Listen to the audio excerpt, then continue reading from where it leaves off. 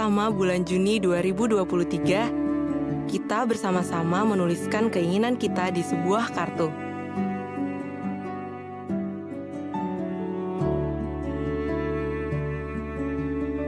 Sebagai perempuan, ada musim ketika kita sendiri.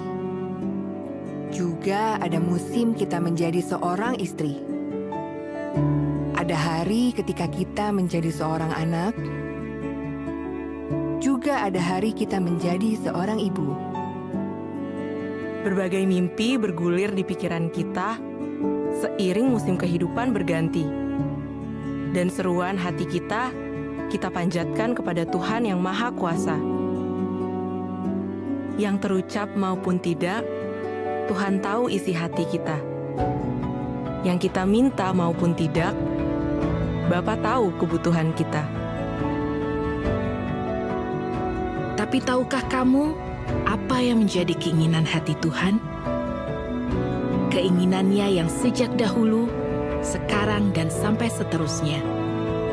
Tuhan menginginkan kita. Tuhan menginginkan hubungan yang dekat dengan kita.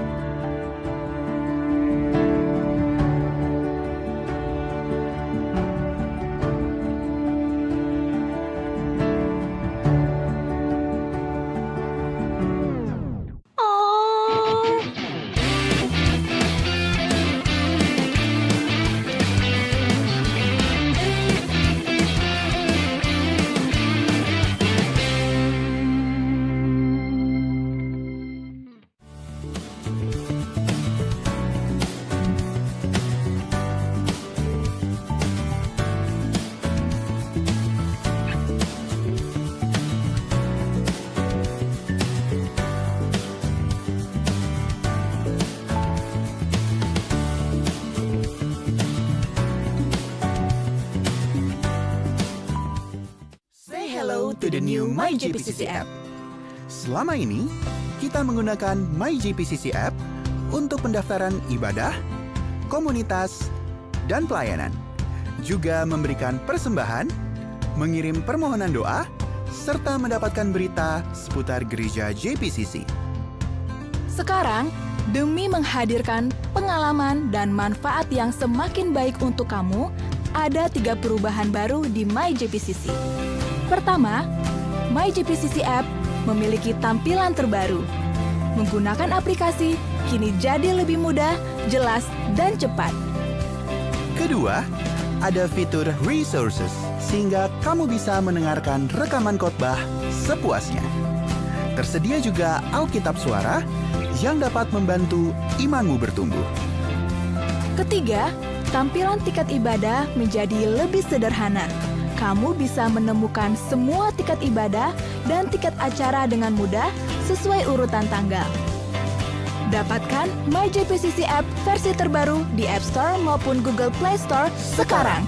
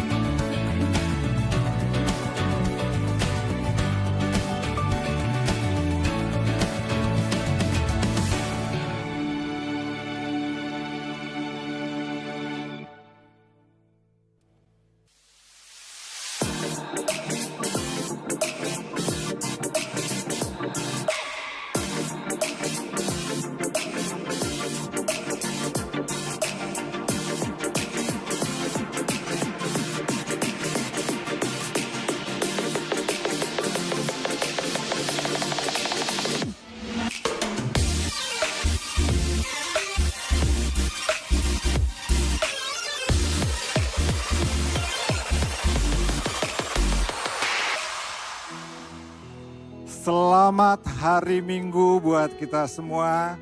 Selamat datang di ibadah di Casablanca 16 Juli 2023. Apa kabar? Apa kabar?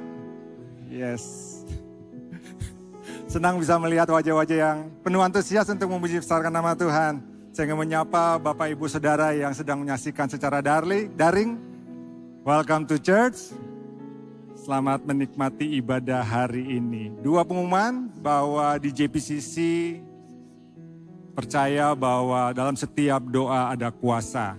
Buat Bapak Ibu Saudara yang ingin doakan, bisa menulis di My JPCC Apps atau saat ini ingin doakan secara khusus bisa mendatangi rekan volunteer pendoa di depan, sebelah kanan atau sebelah kiri Connection Lounge yang ada. Yang kedua, di JPCC ada kelompok Cancer Support Group yang di dalamnya adalah rekan-rekan kita atau keluarga, orang tua atau siapapun yang sedang menjalani proses cancer. Saudara bisa join di sana, kita akan support dalam doa, memberikan kekuatan, semangat sehingga bisa terus tetap kuat di dalam Tuhan dalam menghadapi proses yang sedang dijalankan. Mari saudara semua, saya undang bangkit berdiri bersama, kita akan baca ayat mingguan kita di minggu ini. Dalam Yakobus 1 ayat 5. Tetapi apabila di antara kamu ada yang kekurangan hikmat, hendaklah ia memintanya kepada Allah, yang memberikan kepada semua orang dengan murah hati dan tidak membangkit-bangkit, maka hal itu akan diberikan kepadanya. Kita baca bersama, 2, 3. Yakobus 1 ayat 5. Tetapi apabila antara kamu ada yang kekurangan hikmat, hendaklah ia memintanya kepada Allah, yang memberikan kepada semua orang dengan murah hati dan tidak membangkit-bangkit, karena hal itu akan diberikan kepada. Mari kita berdoa. Bersyukur Tuhan buat kasih setia Tuhan yang tidak pernah henti-hentinya kami rasakan. Pertolongan, penyertaan, berkat-Mu Tuhan yang terus kami rasakan. Kami berkata bahwa Engkau sungguh amat baik Bapa. Saat ini Tuhan, kami ingin memuji besarkan nama-Mu, menggagungkan Engkau Tuhan. Biarlah roh Tuhan beracara saat ini, Roh Kudus berperkara saat ini Tuhan. Sehingga kami diubahkan, dimerdekakan, disembuhkan, dikuatkan Bapa. Berdoa juga buat Pastor Alfi Raja Guku yang beritakan firman Tuhan. Ada dalam perkenanan Tuhan dan roh Tuhan ada pada dia. Kami mengucap syukur segala puji, hormat, kemuliaan bagi nama-Mu. Amin. Mari berikan tepuk tangan sorak-sorai bagi Tuhan Allah kita. Haleluya! Shalom JPCC yang ada di sini maupun yang sedang menyaksikan secara online. Tuhan kita dahsyat, Tuhan kita besar. Haleluya!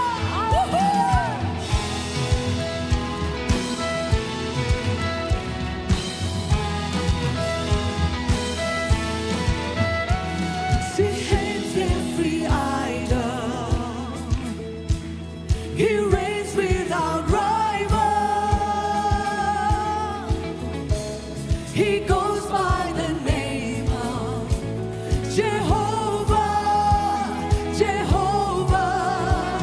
He speaks into nothing, and darkness goes running. He goes by the name of Jehovah, Jehovah. Come on, JPCC. Call the name, call the name, call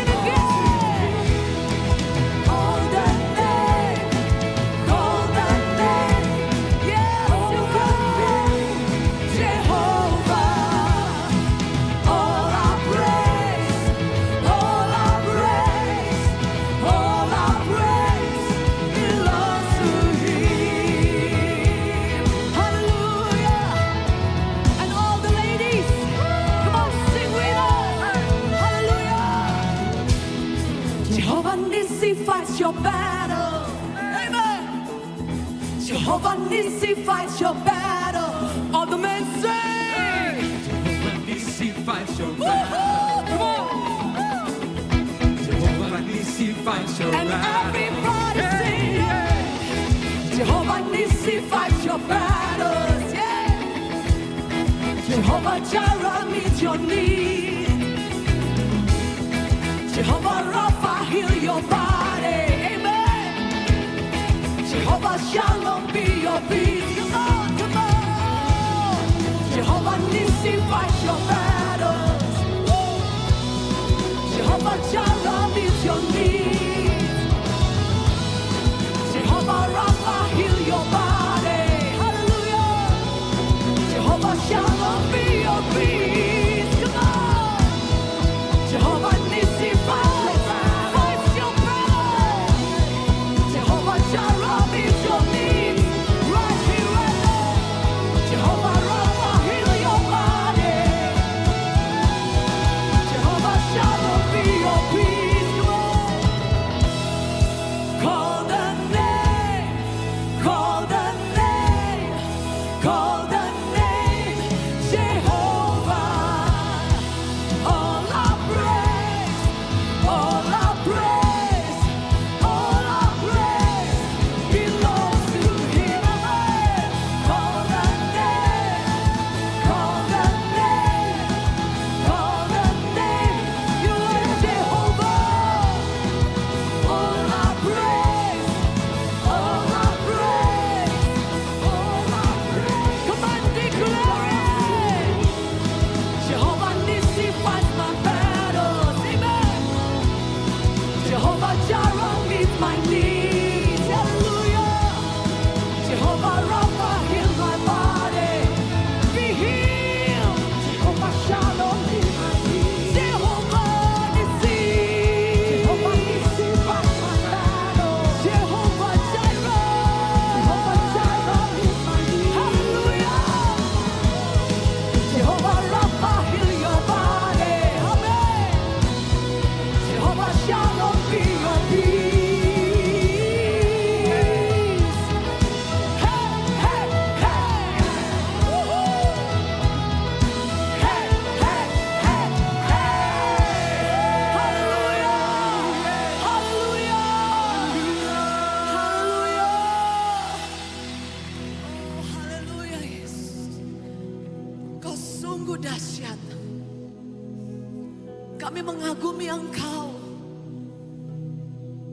Kami meyakini Engkau, Tuhan. Kami mengakui Engkau, Yesus. Segala puji dan hormat hanya Engkau. Hanya Engkau yang layak menerimanya. Haleluya. Kau sungguh indah tiada taranya, sungguh menakjubkan, sungguh ajaib untuk dimengerti, lebih dari semua yang ada. Hikmat-Mu tiada terselami, katakan kasih-Mu, kasih-Mu dalam tak terduga. Kau sungguh indah tiada taranya, mulia dan berkuasa.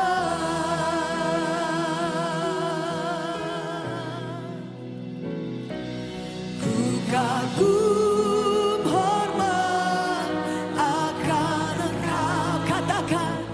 Ku kagum hormat akan Engkau. Kau Allah yang layak dipuji.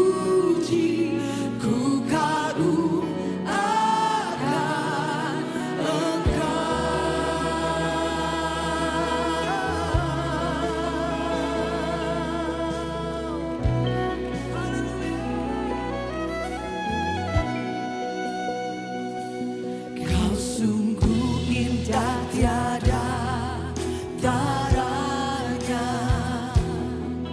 sungguh menakjubkan,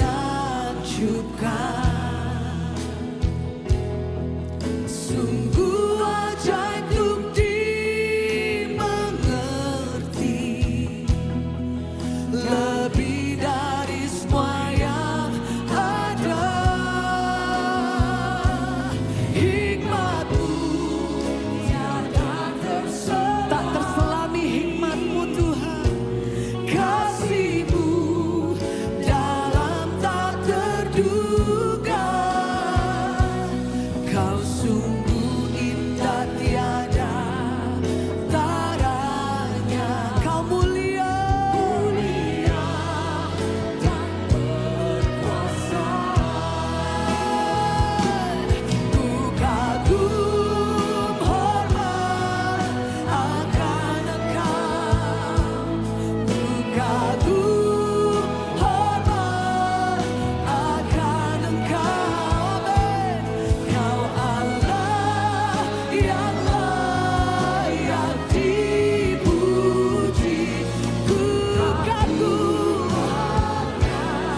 katakan ku kagum akan Engkau. Ku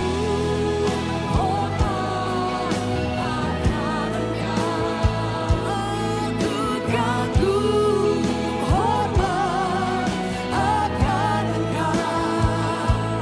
Kau Allah yang layak dipuji. Ku kagum akan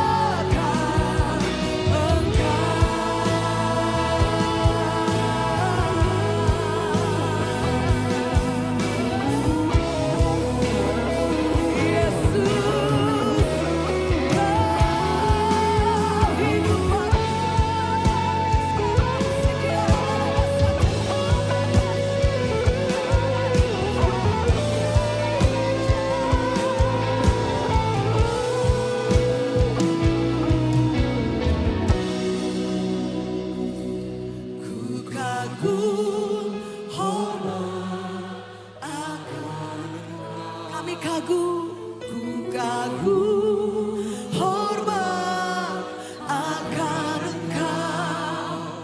Kau Allah yang layak dipuji. Ku kagum, kami kagum akan Engkau. Ku kagum hormat akan Engkau, Yesus. Hormat akan Engkau. Kau Allah yang layak dipuji.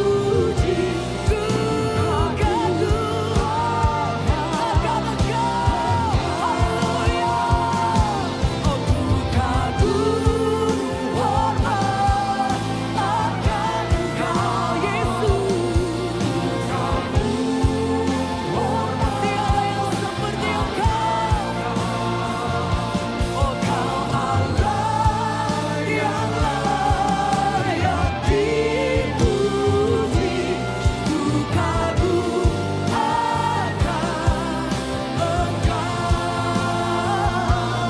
Ku kagum akan Engkau. Ku kagum,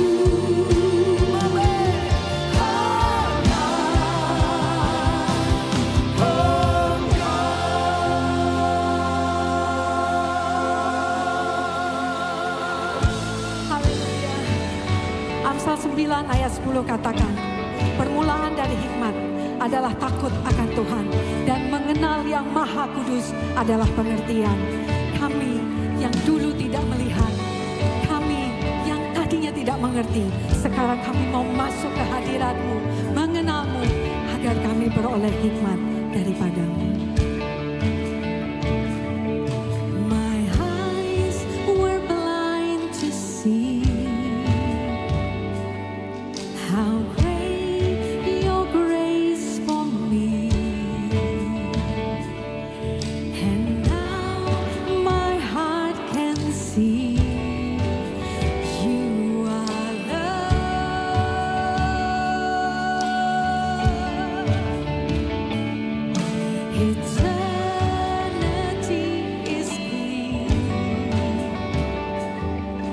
Your promises are real.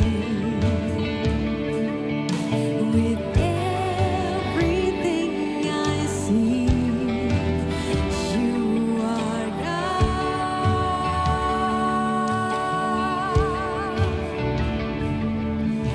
Here in your presence, I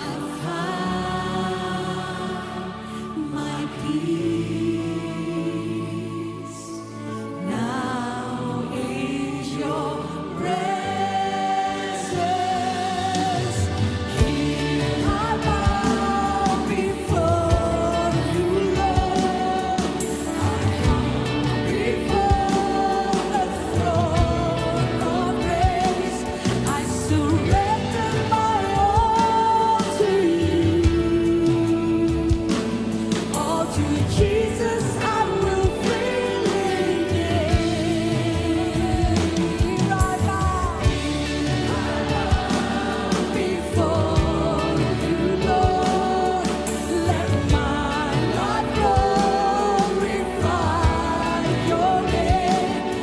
I surrender my all to you. In your presence I will worship you.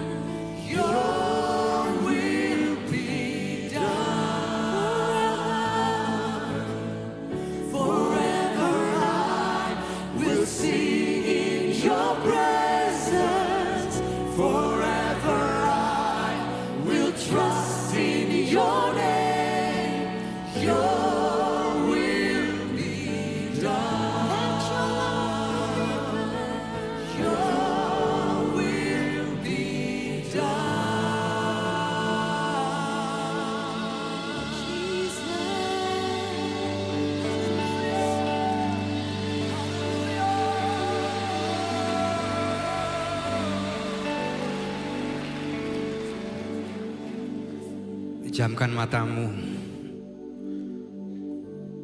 Ucapkan syukurmu kepada Tuhan dengan kata-katamu sendiri. Lebih dari sekedar lirik yang kau nyanyikan. Dan maksudkan setiap kata yang mengalir tulus keluar dari hatimu. Mari kita jadi anak-anak Tuhan yang tidak hanya bisa meminta, tapi terus bersyukur apapun yang Dia berikan, izinkan terjadi dalam hidup kita.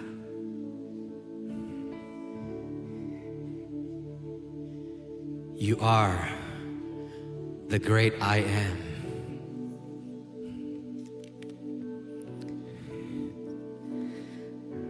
Anakku, aku masih berperang buat engkau, kata Tuhan. It's still my battle. It's not your battle. My children, I still heal your body, kata Tuhan. Taruh tanganmu di tempat di mana kau sakit dan bilang, I receive the healing in Jesus' name. You still heal my body, Lord. By the stripes, oleh kuasa darahmu, aku utuh, aku pulih, aku sembuh. Dan Tuhan ingin berkata, I still meet your needs. I am still enough, kata Tuhan. Yes, Lord. And I'm still your peace. Akulah damai yang dunia ini gak bisa berikan. Terima kasih Tuhan untuk hadirat-Mu. Thank you for who you are. Dalam hadirat-Mu kami akan terus mengagungkan Engkau. Mengagumi karya-Mu, jalan-Mu, kasih-Mu dan hikmat-Mu. Kami datang bukan karena rutinitas agamawi, tapi karena kami butuh perkataan yang datang dari Tuhan sendiri. Bersabdalah kepada kami siap mendengarnya. Roh Kudus, ambil alih waktu-waktu ke depan dan lakukan apa yang hanya Engkau bisa lakukan. You are welcome in this place. Dalam nama Bapa, Anak dan Roh Kudus, dalam nama Yesus Kristus Tuhan. Dan semuanya siap menerima pesan Tuhan berkata, Amen. Amen. Thank you Jesus. Come on, you can do better than that. Thank you Jesus. Thank you Jesus. Silakan duduk, you may be seated.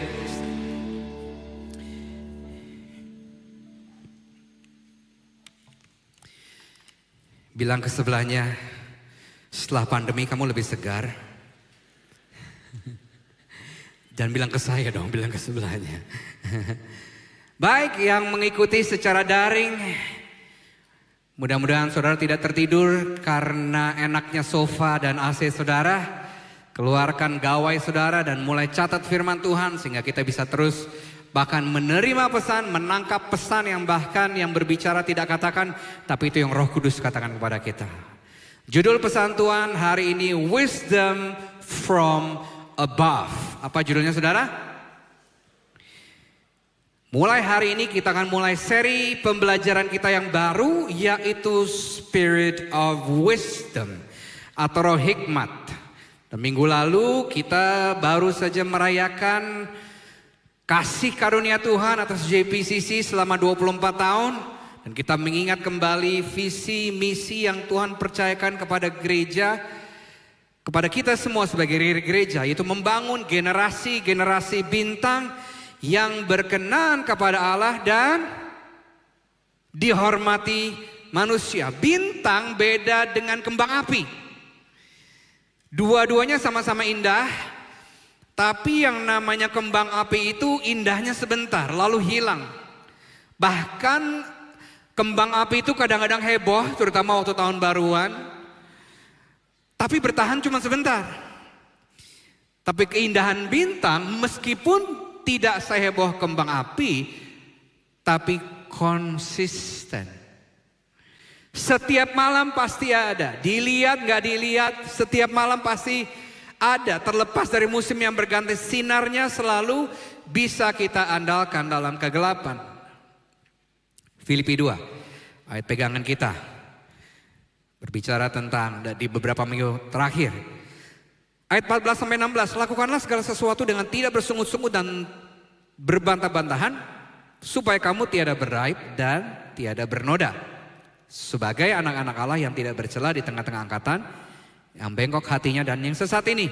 Baca sama-sama yuk. Sehingga kamu bercahaya di antara mereka seperti bintang-bintang di dunia. 16 saya bacakan, sambil berpegang pada firman kehidupan, agar aku dapat bermegah pada hari Kristus, bahwa aku tidak percuma berlomba dan tidak percuma bersusah-susah.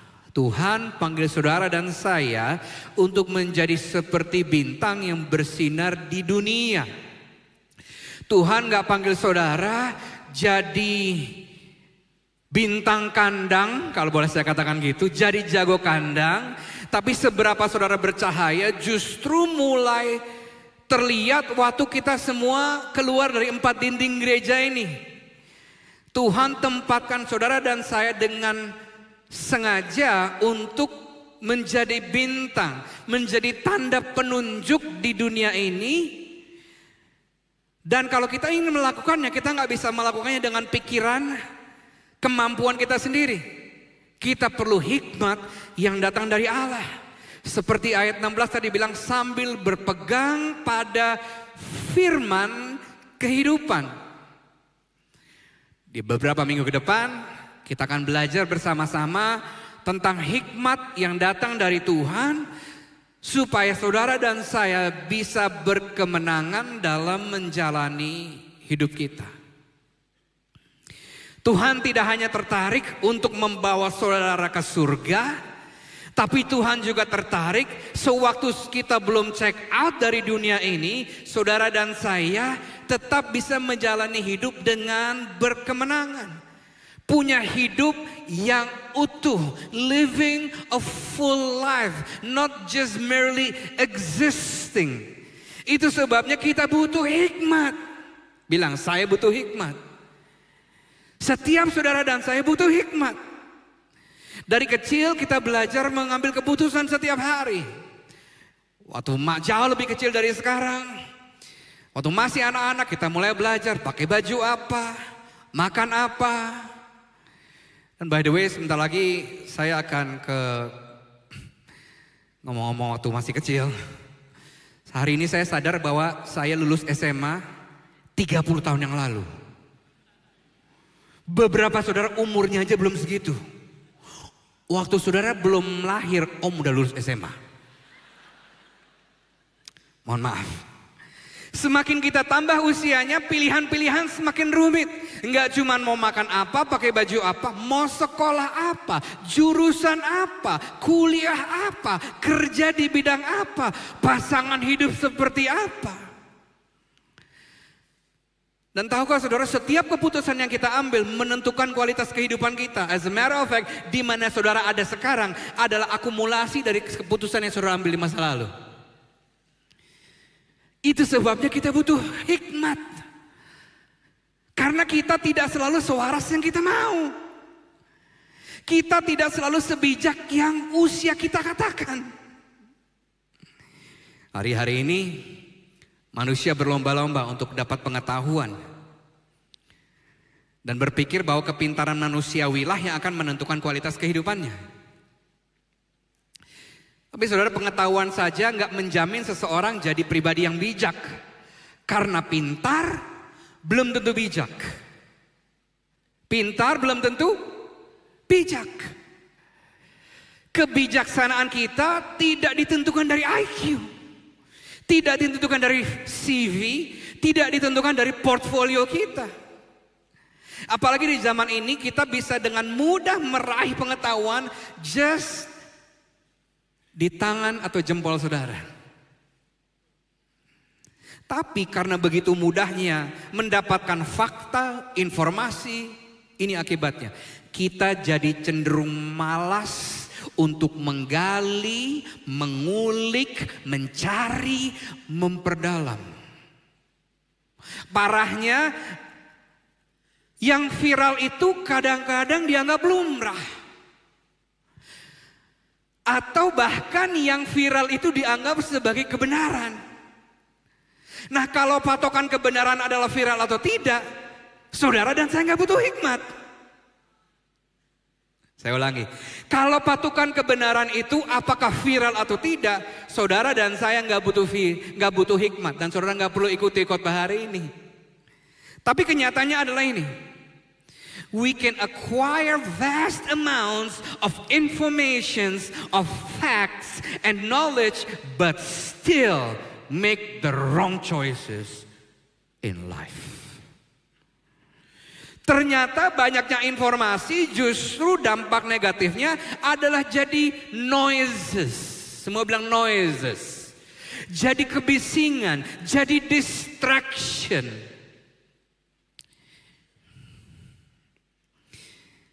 Apalagi hari-hari ini kita ada di tengah kondisi dunia yang semakin abu-abu. Yang kalau sebagai orang percaya kadang-kadang kita dihadapkan dengan pilihan-pilihan yang ambigu. Yang nggak bisa dijawab cuma dengan pertanyaan ini, boleh nggak ya? Boleh nggak ya, itu pertanyaan anak kecil. Anak-anak saudara yang masih SD nanya selalu gitu, boleh nggak Dad? Tapi kalau sudah dewasa, pertanyaannya harusnya nggak cuma boleh atau nggak boleh. Apalagi hari-hari gini, waktu melakukan hal yang terlihat baik, tapi ternyata belum tentu benar. Atau melakukan yang jahat, tapi dianggap lumrah. Not because everyone is doing it, you should do it too. Dan sebaliknya, not because nobody is actually doing it, we don't need to do it. Semuanya juga gitu kok. Gak ada yang gitu kok. Banyak hal yang kita pikir baik, tapi ternyata di mata Tuhan belum tentu benar, belum sesuai dengan kehendak Allah. Amsal 16 bilang gini, ada pilihan hidup yang tampaknya baik dan benar. Kayaknya orang Batak nih yang menulis Amsal. Nampaknya baik. Ya kan, cuma orang Batak yang tampaknya. Namun ternyata berakhir pada kebinasaan, bah. Sonima. Kelihatannya baik, layak diposting, banyak likes, difavoritin. Tapi ternyata sia-sia. Ternyata nggak purpose based. Ternyata it's just a waste of resources, of time. Itu yang terjadi kalau kita nggak bisa membedakan yang baik dan yang benar. As a matter of fact, di Roma 12 nggak ada di slide. Kehendak Tuhan itu sifatnya progresif. Pembaharuan pikiran membawa kita mengenal kehendak Tuhan, apa yang baik, apa yang berkenan dan sempurna.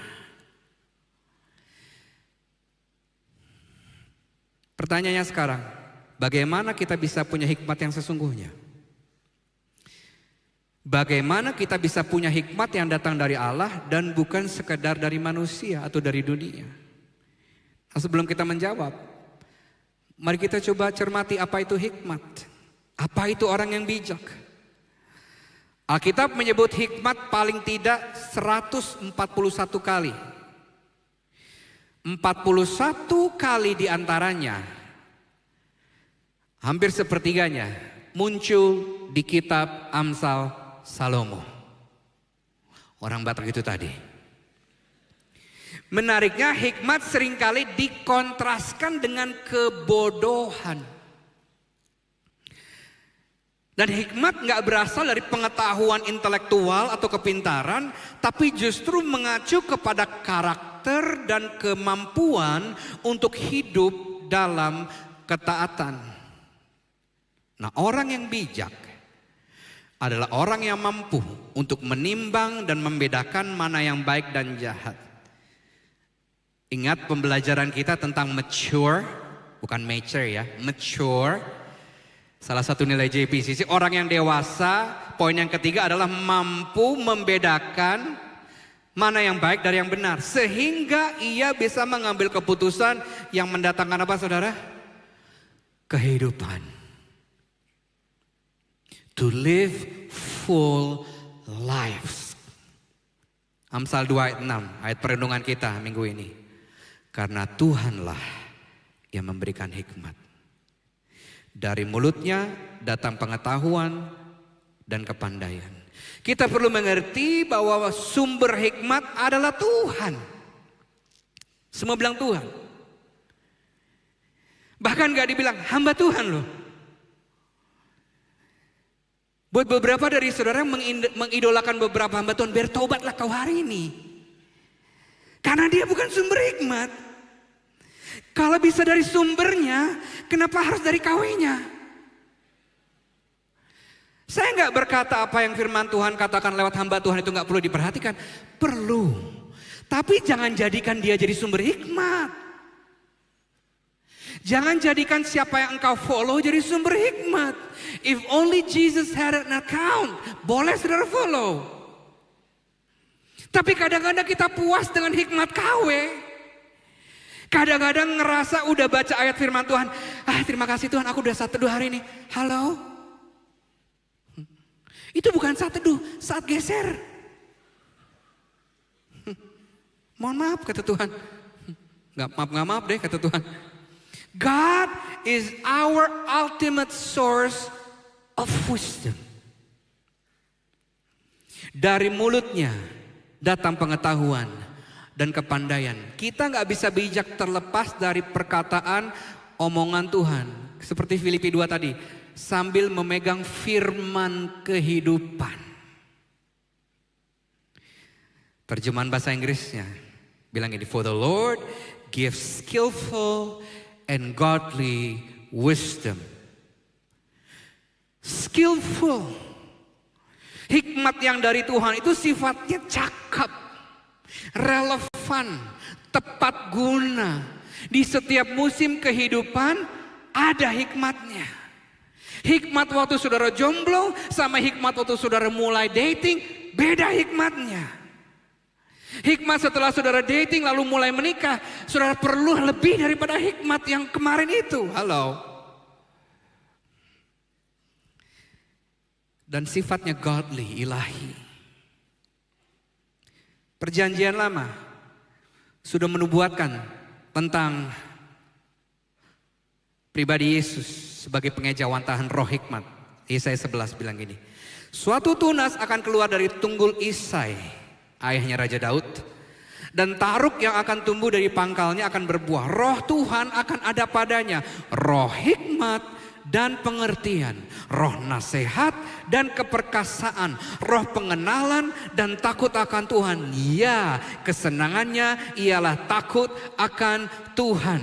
Ia tidak akan menghakimi dengan sekilas pandang saja atau menjatuhkan keputusan menurut kata orang. Nabi Yesaya menubuatkan kedatangan Tuhan Yesus sebagai Mesias dari keturunan Isai, ayah Raja Daud ini, bahwa roh hikmat, the spirit of wisdom is upon this person. Nah, apa bedanya hikmat yang datang dari Tuhan dan hikmat yang datang dari dunia ini?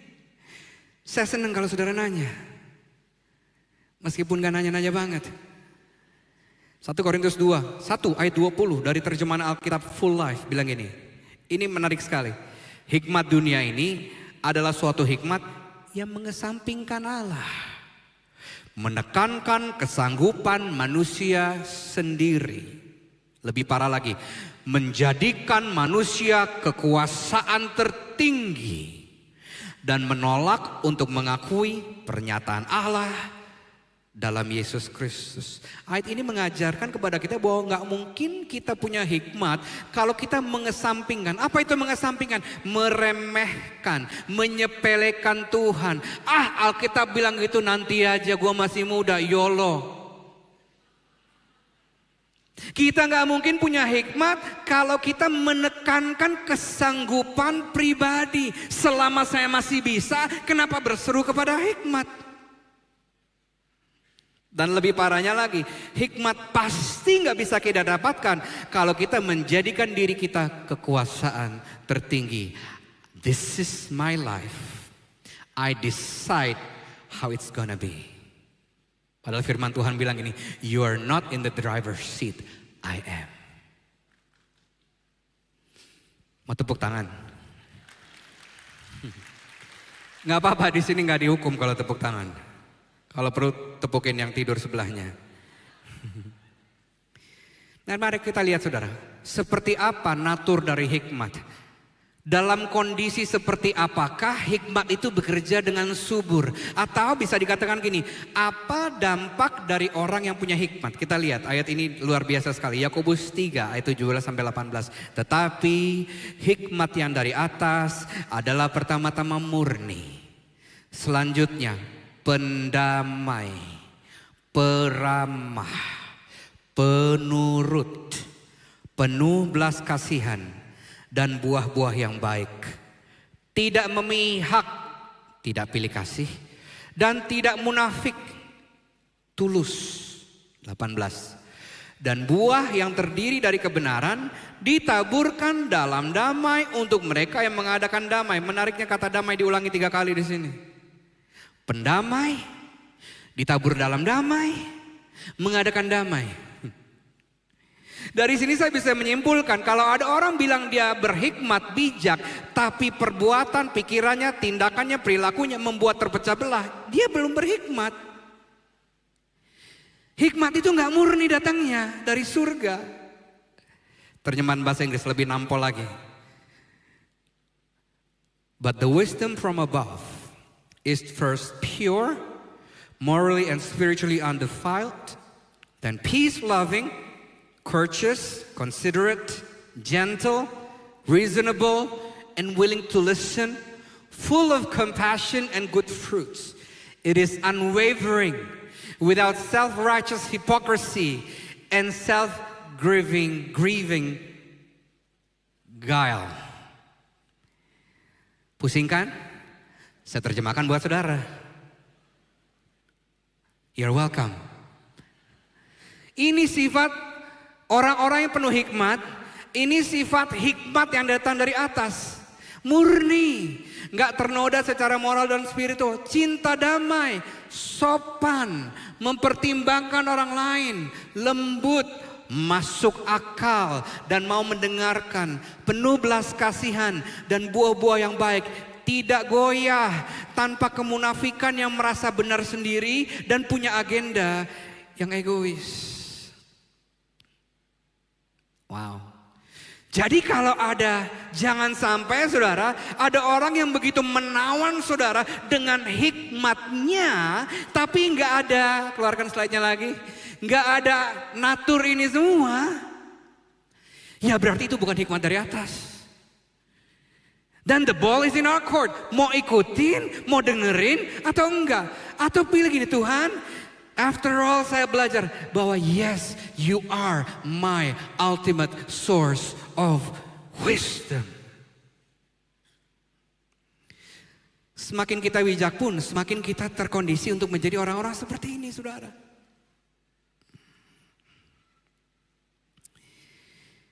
Nah, saya yakin setiap kita perlu hikmat.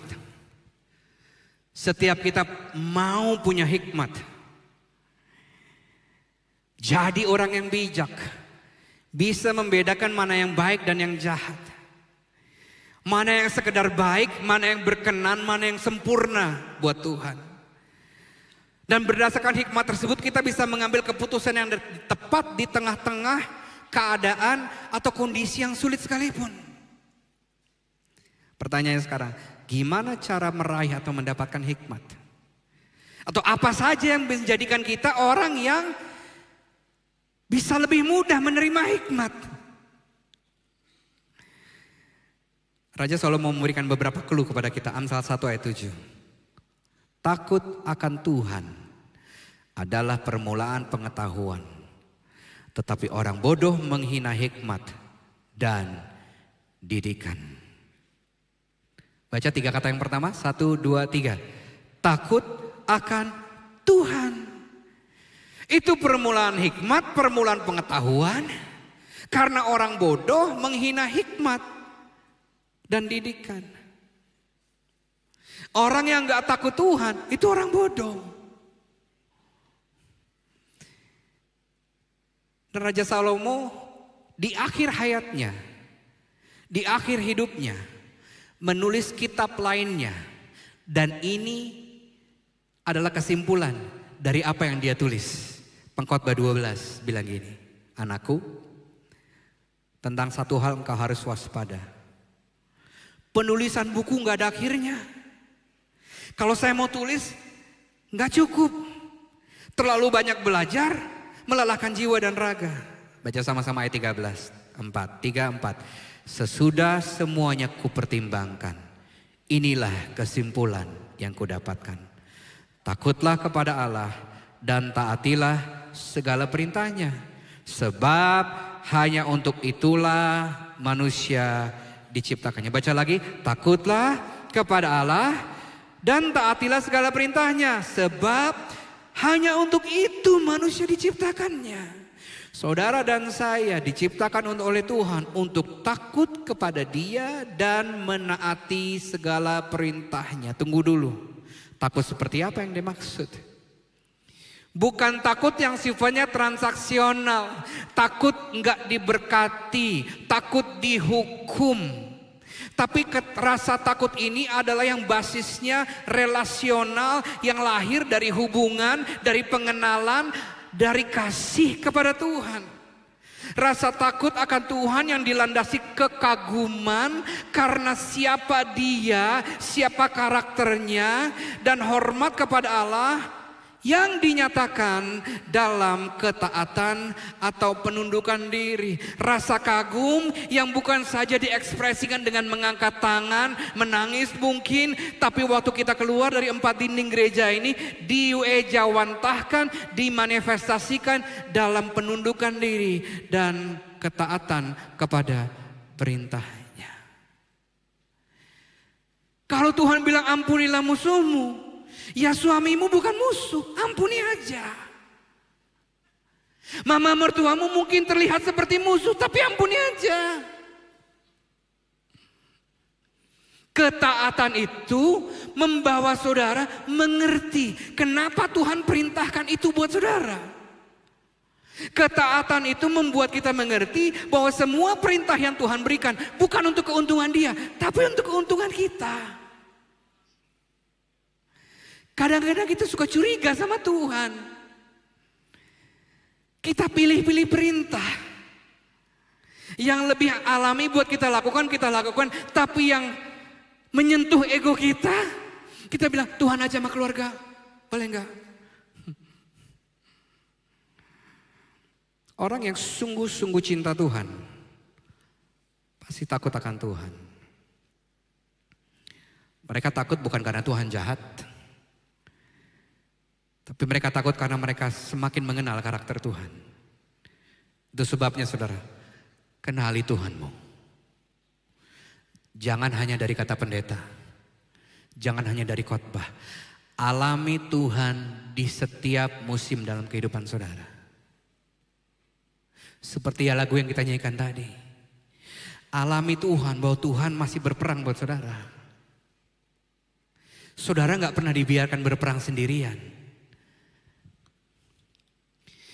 Marilah kepadaku yang letih lesu dan beban berat, aku akan memberikan kelegaan kepadamu. Terus berikutnya Tuhan bilang, pikulah kuk yang kupasang. Karena kuk itu pun ringan, maka jiwamu akan mendapatkan kelegaan. Saudara mungkin bingung ya, udah letih, lesu, berbeban berat, berbobot berat. Tuhan janji kelegaan, caranya suruh pikul kuk. Gimana itu?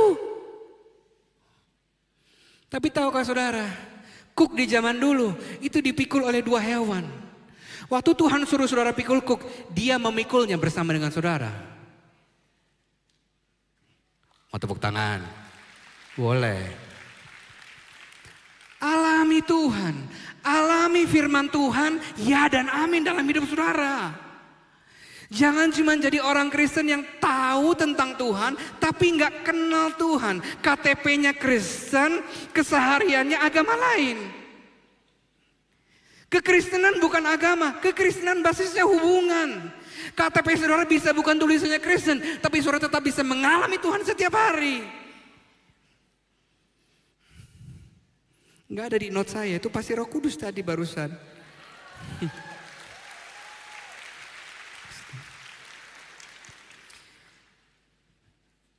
Makanya Amsal 9 bilang gini, tadi dikutip oleh worship leader Fanny, permulaan hikmat adalah takut akan Tuhan. dan mengenal yang Maha Kudus adalah pengertian. Semua bilang mengenal. Tidak cukup tahu Tuhan, kenali Dia, karena Dia ingin mengenali saudara lebih lagi. Itu sebabnya bukti dari orang yang percaya dan takut Tuhan terletak dalam ketaatan orang itu akan perintah dan perkataan Tuhan. Mazmur 111 ayat 10. Fear of the Lord is the foundation of true wisdom. Baca sama-sama dari kata all. 3, 4. All who obey His commandments will grow in wisdom. Saudara bertumbuh dalam hikmat tidak hanya sekedar tahu banyak firman. Kalau cuma tahu banyak firman, dapat salam dari ahli Taurat dan orang Farisi. Karena pengetahuan yang kita kumpulkan, kita pakai untuk menilai orang lain. Kurang dalam. Gak ngangkat. Kalau mau ngangkat di gym aja. Kalau mau dalam di kolam renang.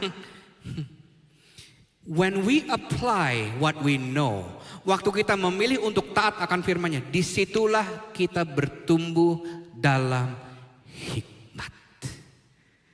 Jadi yang pertama namanya apa saudara? Takut akan Tuhan. Yang kedua, yang terakhir, kerendahan hati. Udah cuma 2 itu yang saudara perlu. Untuk jadi orang yang penuh hikmat, modalnya cuma ini 2. Takut akan Tuhan, diejawantakan dalam ketaatan. Yang kedua, gak kalah pentingnya kerendahan hati. Yakobus 3, kalau ada di antara kalian yang ngerasa, kata kunci, merasa pintar dan bijaksana, tunjukkan itu melalui cara hidup dan perbuatan baik yang dilakukan dengan rendah hati. Baca sama-sama kata yang di garis 3, 4. Jika kamu bijak, maka kamu juga, 2 kali, jika kamu bijak, kamu juga akan, one last time, jika kamu bijak, kamu juga akan rendah hati. Apa ciri-ciri orang yang gak rendah hati alias sombong? Lanjut di ayat 14. Tetapi kalau di dalam hatimu masih ada rasa iri, dendam, mementingkan diri sendiri, jangan kamu berpikir, I'm very wise. Karena pikiranmu itu jelas keliru. Dan kebijaksanaanmu bukanlah hikmat yang berasal dari Allah. Itu hanya kesombonganmu sendiri yang adalah sifat duniawi dan berasal dari syaitan. Enggak cuma duniawi tapi dari syaitan. As if Tuhan bilang gini, you are not of me. Kamu ngerasa bijak tapi gak rendah hati.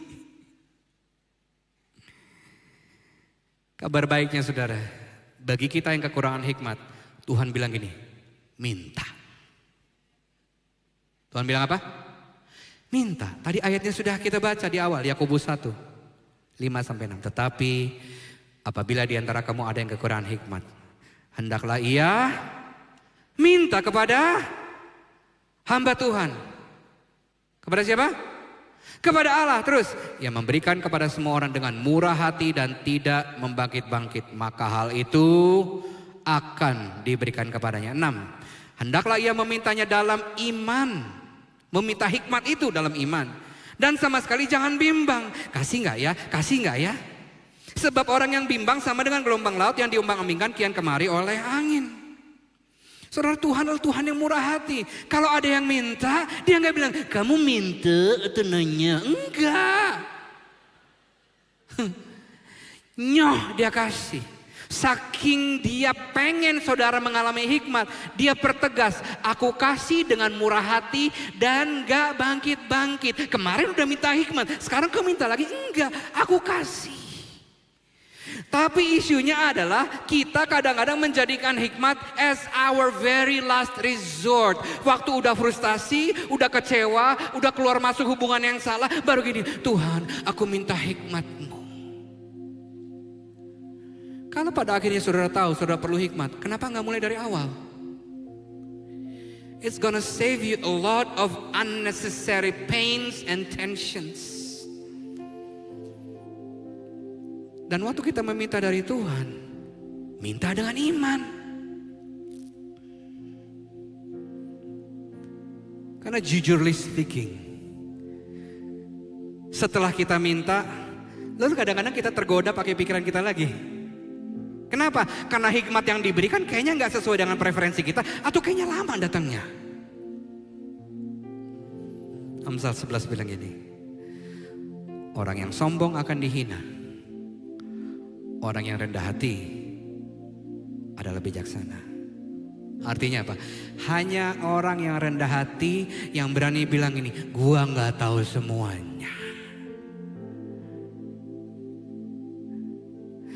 Setelah semua yang saya capai, I'm not it. I'm not the ultimate character in my life. God is the ultimate character. Aku ini bukan tokoh utama. Aku perlu hikmat-Mu Tuhan. Kalau saudara mau dibawa naik tinggi sama Tuhan, pertanyaannya adalah ini, apakah saudara juga mau lebih bergantung kepada hikmat Tuhan? Orang yang sombong kan merasa dirinya sudah paling pintar, sudah paling benar, gak mau lagi dengar masukan apalagi teguran. Kalau ditegur dalam hati bilang ini, hanyalah kamu keturunan ular beludak. Kibaskan kakimu. Gak ada yang bisa menyelamatkan orang sombong. Tapi sebaliknya, orang yang rendah hati mendapatkan kasih karunia Tuhan. Raja Salomo menunjukkan sikap yang rendah hati. Dan dia mengakui keterbatasannya kepada Tuhan. Hanya karena dia orang yang sudah ditunjuk Tuhan untuk memerintah jadi raja. Tapi dia nggak menganggap dirinya mampu dan bijak tanpa pertolongan Tuhan. Mari kita lihat Yesus. Lukas 2. Anak itu bertambah besar dan menjadi kuat, penuh hikmat. Udah mentok. Yesus dibilang penuh hikmat dan kasih karunia Allah ada padanya. 12 ayat setelahnya. Dan Yesus makin bertambah besar dan bertambah apanya? Kalau sudah penuh hikmat, kok masih bertambah hikmatnya? Berarti Yesus adalah orang yang rendah hati dong. Nah kalau Yesus yang sudah penuh hikmat masih bertambah hikmatnya, siapa kita?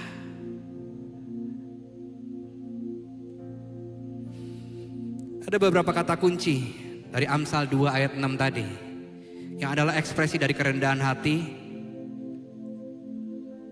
untuk mendapatkan hikmat. Amsal 2 mulai dari ayat yang ke-1. Perhatikan kata-kata yang saya berikan tebal di situ. Faedah daripada menuntut hikmat. Hai anakku, jikalau engkau menerima perkataanku, menyimpan perintahku di dalam apa? Hatimu, sehingga apa? Telingamu memperhatikan hikmat dan engkau mencerminkan hatimu kepada kepandaian. Ya, jikalau engkau berseru dengan mulutmu kepada pengertian dan menunjukkan suaramu kepada kepandaian. Jikalau engkau mencarinya seperti mencari perak dan mengejarnya seperti mengejar harta terpendam, maka engkau akan memperoleh pengertian tentang takut akan Tuhan dan mendapat pengenalan akan Allah. Karena Tuhanlah yang memberikan hikmat. Dari mulutnya datang pengetahuan dan kepandaian. Kerendahan hati saudara akan termanifestasikan dari sikap hatimu, apa yang engkau mau dengarkan, mulut kita, dan juga dari apa yang kita cari dalam hidup ini. Slide yang terakhir. Yang tidur bangun yuk, yang di rumah bangun sekarang. Apakah saya merasa saya orang yang paling tahu? Bagaimana sikap saya ketika diberi masukan atau bahkan teguran? Jangan-jangan the more you don't want to listen to it,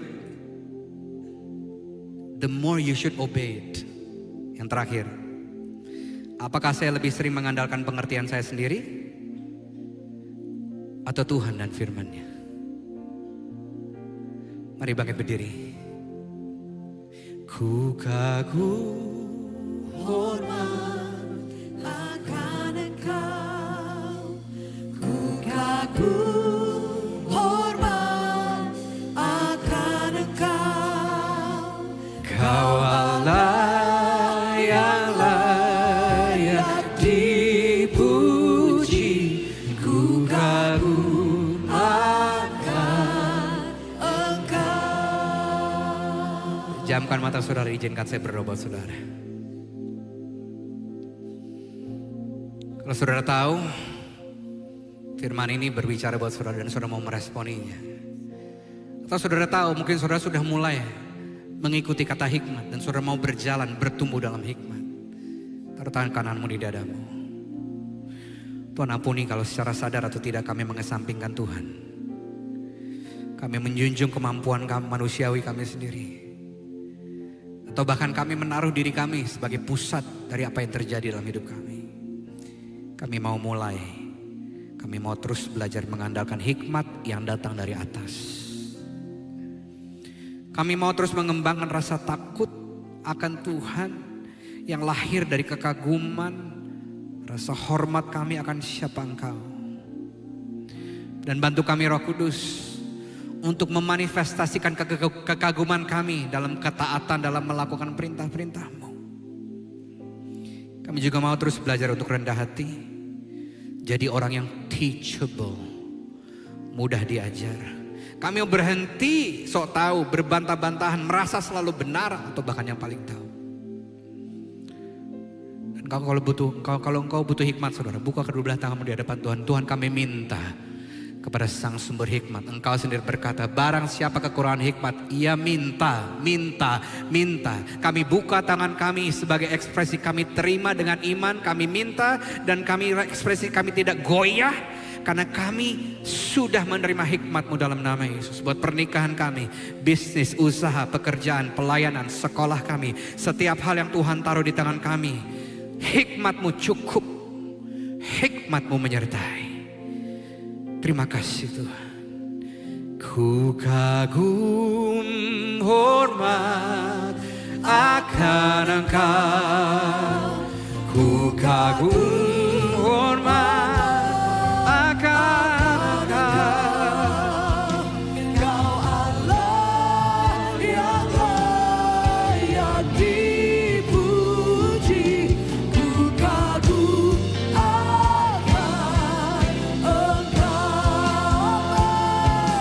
Ku kagum hormat akan Engkau Yesus. Kagum hormat akan Engkau.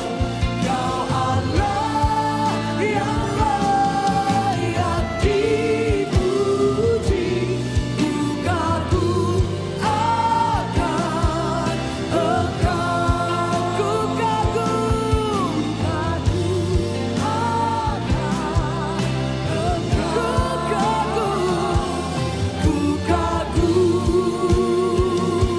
akan Engkau. Ku Ya,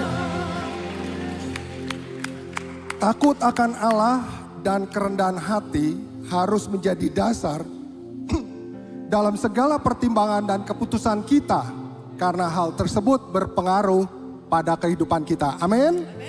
Saudara diberkati dengan firman siang hari ini. Saya percaya bahwa kita semua, baik yang hadir secara onsite di tempat ini maupun saudara yang mengikutinya secara online, pastinya diberkati dengan kebenaran firman Tuhan yang barusan disampaikan oleh Pastor Alfi Elijah Guguk. Untuk itu mari kita beri apresiasi dan semangat untuk Pastor Alfi. Masih ada satu kali kebaktian lagi. Kemudian juga tentunya untuk para volunteers, baik yang di luar sana dan di dalam sini, yang sudah melayani dan memberkati kita dengan sepenuh hati. Ibadah sudah selesai, mari kita hampiri Tuhan di dalam doa. Bapa, kami bersyukur untuk kebenaran firman-Mu Tuhan. Kami bersyukur Engkau baik, Engkau mau dikenal, dan Engkau murah hati. Engkau yang memberikan hikmat pada setiap dari kami untuk boleh semakin mengenal Engkau, mengenal isi hati-Mu, mengerti kebenaran firman-Mu. Kiranya Roh Kudus memimpin dan menolong setiap dari kami, memampukan kami untuk menghidupinya dalam kehidupan sehari-hari, supaya hidup kami boleh diubahkan menjadi semakin serupa dengan Kristus. Dan melalui kehidupan kami, semakin banyak jiwa baru boleh diselamatkan, dan semakin banyak kehidupan yang diubahkan menjadi lebih baik. Jemaat yang dikasihi Tuhan, angkatlah kedua belah tanganmu. Terimalah berkat dari Allah Bapa, kasih Tuhan Yesus Kristus, dan persekutuan yang intim bersama Roh Kudus yang memimpin kehidupan kita, memampukan kita untuk menghidupi firman-Nya setiap hari. Jadilah terang, jadilah garam dimanapun engkau berada. Di dalam nama Allah Bapa, Putra, dan Roh Kudus, yaitu di dalam nama Yesus Kristus. Amin. Selamat hari Minggu. Happy Sunday all.